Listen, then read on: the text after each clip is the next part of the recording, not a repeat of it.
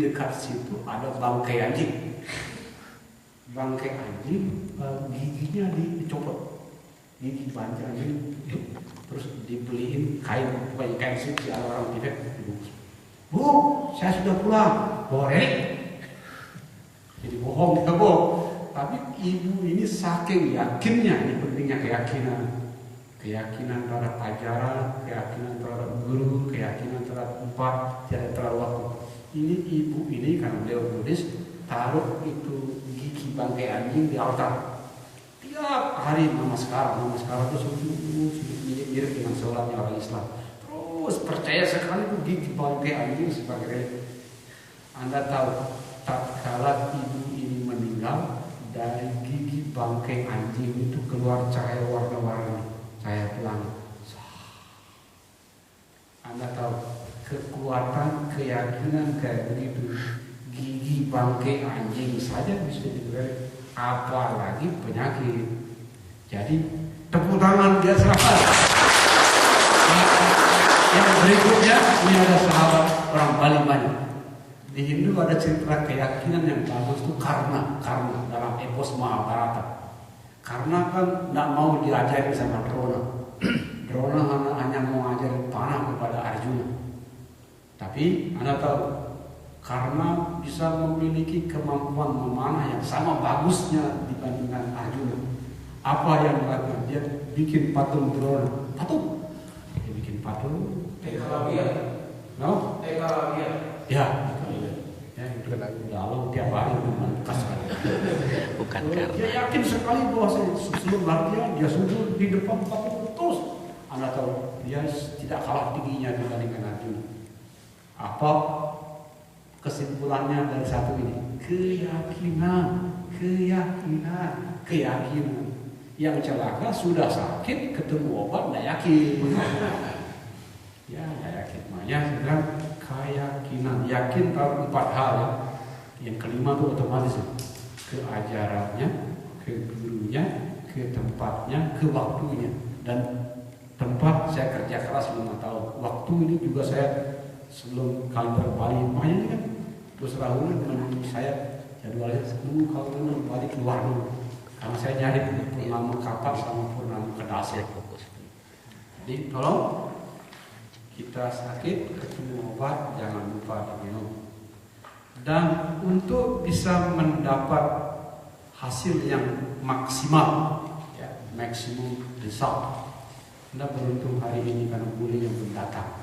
Besok datang Anda setengah, karena saya setengah ngomong ini setengah bahasa Indonesia. Bulannya baru datang besok.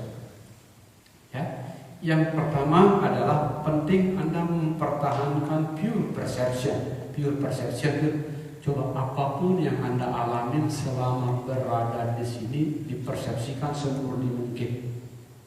Ya, karena kesembuhan maupun penyakit datang dari pikiran. Ya, all spiritual disease come from your mind. Jadi, tolong semurni mungkin. Nah, tadi mati lampu, terima. Hujan, terima. Saya doakan tidak ada gangguan. Sebelumnya kata Netika sama Dani ada sekian bus anak-anak kelas 1 2 di SD. Rip datang. Wow, kalau macam. Termasuk dia dicolek-colek gara-gara dikira patung Buddha. Dicolek. Jadi semurni mungkin apapun gangguannya, semurni mungkin mengalami. Saya diajarkan di jalan saya. Everything that you encounter, transform it into the path. Apapun yang dijumpai, olah menjadi sang jalan. Apapun, menyenangkan maupun menjengkelkan, itu namanya pure perception. Yang kedua, pure practice. Seserius mungkin. Bel bangun, bel makan. Ya, saya dapat masukan dari bapak saya Pak Gede Latre. Bagus masukannya. Tolong untuk pagi hari, terutama sebelum makan siang, kalau bisa meditasi duduk yang di sini, biar memberi semangat yang lain gede. Jadi kalau orang datang ke sini yang ada 3 orang ada di mana? Jadi sebelum makan siang kalau bisa laki-laki meditasi sini, wanita meditasi. Karena ketika kita melihat teman kita meditasi, kita ikut semangat. Kalau siang karena di sini panas, bebas. Di bawah boleh, di sana boleh.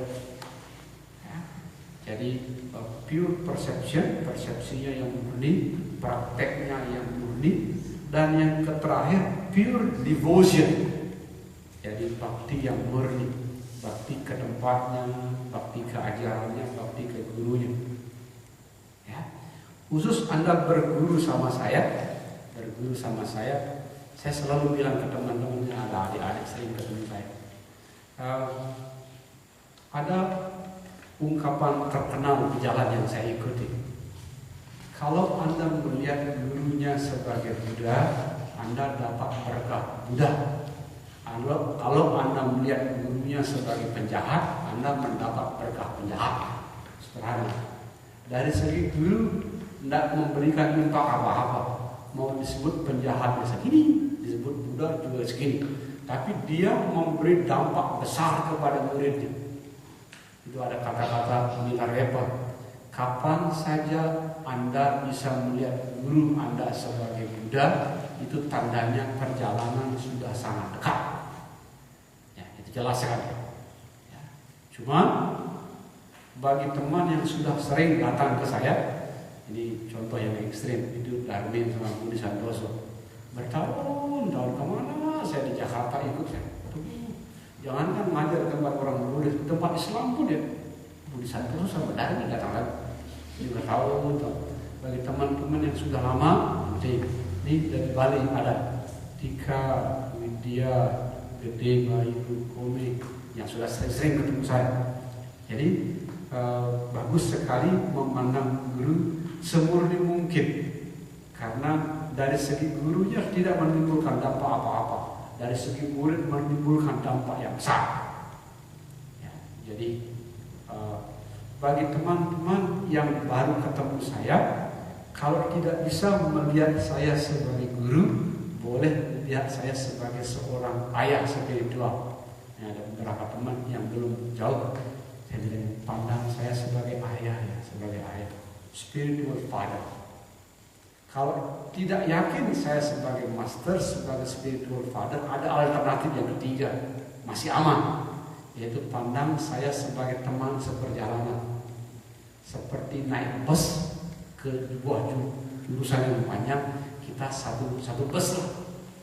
Ya, dengan memandang seperti itu, kemungkinan dapat lebih tinggi. Saya nggak bisa paksakan orang baru kenalan, saya paksa saya. Nah, jadi sekurang-kurangnya yang ketiga, yang paling bagus yang pertama. Anda lihat.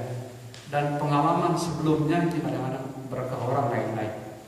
Pengalaman sebelumnya Arif itu orang Islam, anak jenderal. Gara-gara dia praktek meditasi, kita tiap hari diawasin tentara. Jadi punya apa? Tentara tiap hari mimpi dulu belakangan tahu anak jenderal ke situ. Itu Arif per hari pertama udah mimpi. Bagus sekali. Dan lihat gurunya siapa? Ada orang Islam, anak muda.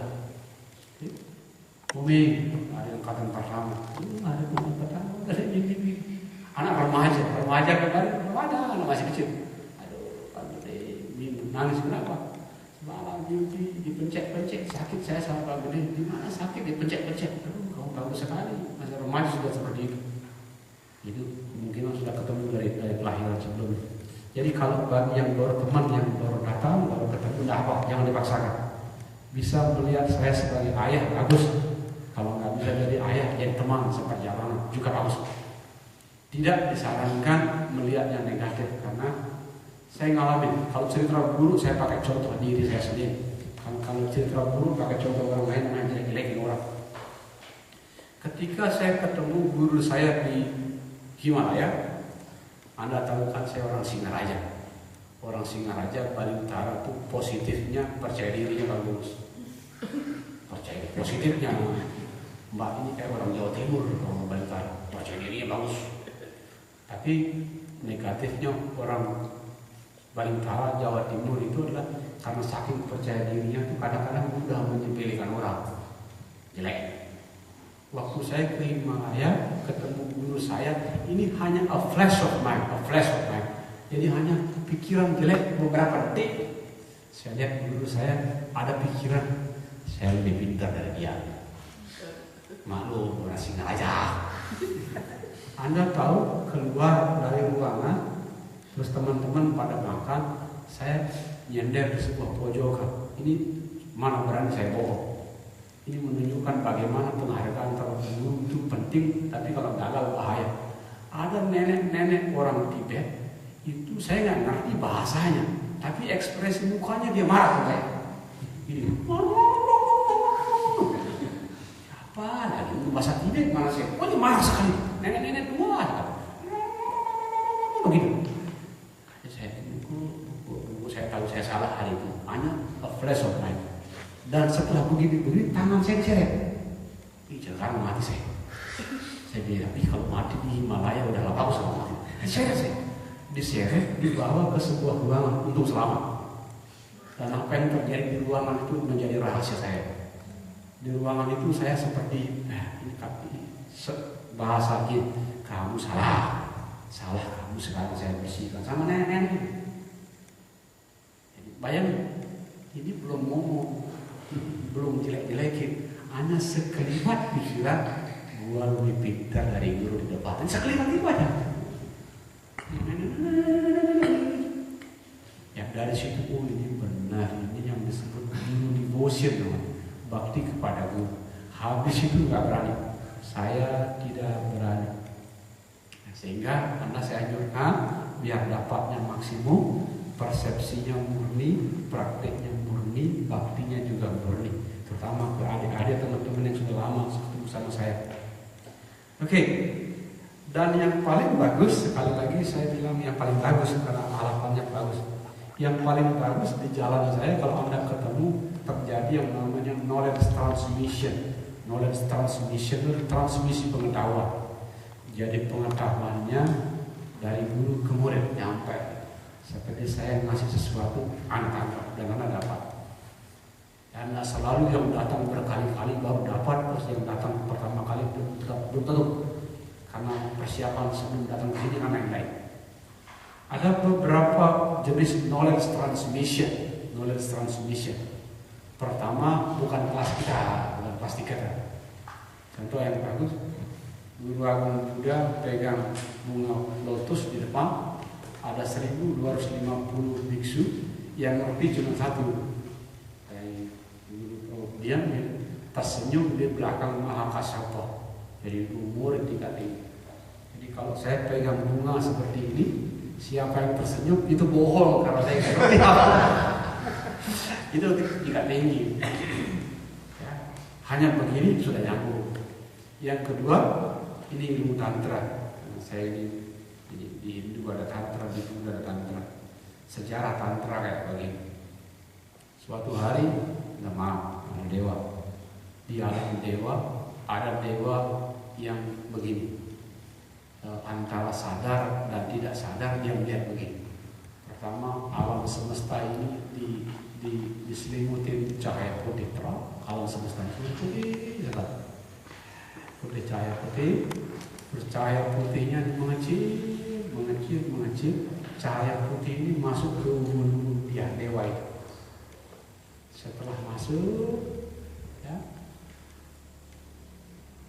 Dewa Brahma ditelan sama dia.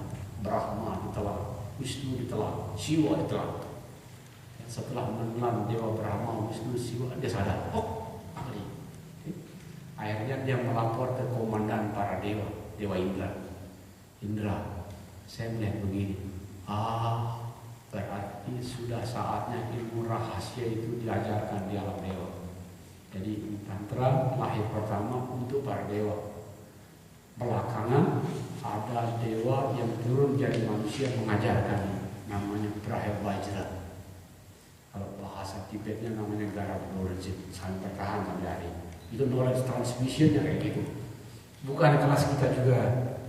Nah kelas kita adalah paling bagus adalah yang sakit sembuh, knowledge transmission. Yang punya bermasalah dapat jalan keluar, knowledge transmission.